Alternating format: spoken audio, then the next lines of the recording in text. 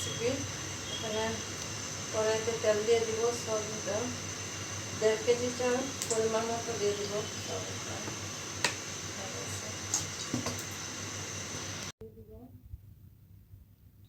তেজপাতা 2টা, এলাচ 10 হাতে পেঁয়াজ কুচি দিয়ে দিব একটা।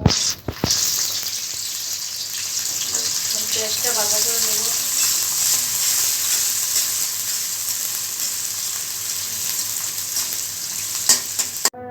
এখন দিয়ে দিব কাঁচামরিচ, 7 থেকে 8টি কাঁচামরিচ দিয়ে দিব। কিশমিশ দিয়ে দিব পরিমাণ মতো। এগুলি হালকা ভাজা করে নেব।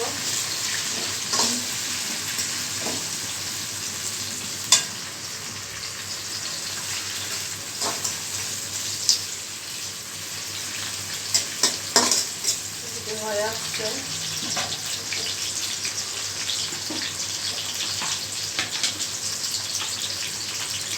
এখন দিয়ে দিব আদা বাটা 1.5 চামচ, আদা রসুন বাটা 1.5 চামচ।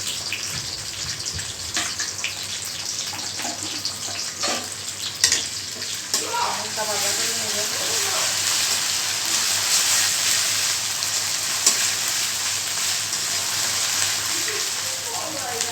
ভাজা হয়ে পোলার চাল নিয়েছি 1.5 কেজি পরিমাণ। এখন চালটা দিয়ে দিব।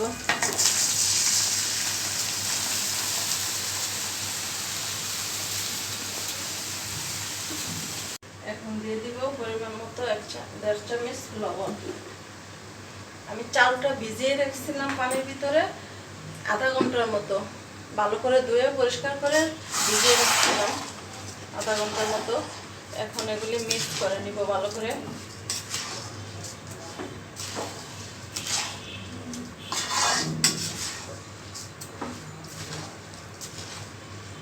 দিয়ে দিব 1 চামচ ঘি,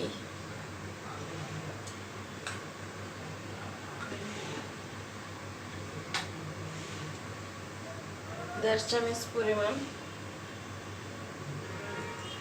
দুধ দিয়ে ভালো করে মিক্স করে নেব।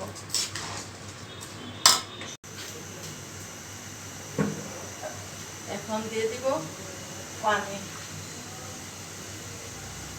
পানিটা দিয়ে দিব 4 থেকে যেমন 4 আঙ্গুলের মতো উঁচু থাকে। দেখিয়ে দিচ্ছি।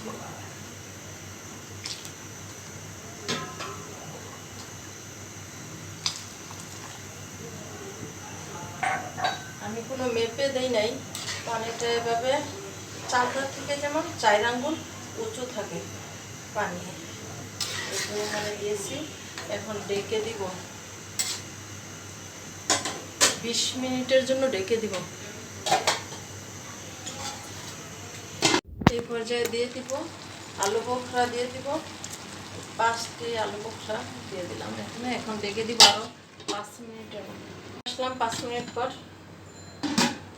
এই পর্যায়ে দিয়ে দিব 1 চামচ ঘি উপরে। ঘিটা দিয়ে ঢেকে রাখবো আরো 5 মিনিট। 5 মিনিট পর এই পর্যায়ে দিয়ে দিব 1 চামচ ফুটা কেওড়া জল। এখন আরো ঢেকে রাখবো আরো 2 মিনিটের মতো। ভাজা হয়ে গেল ঝরঝরে পোলাও রান্না।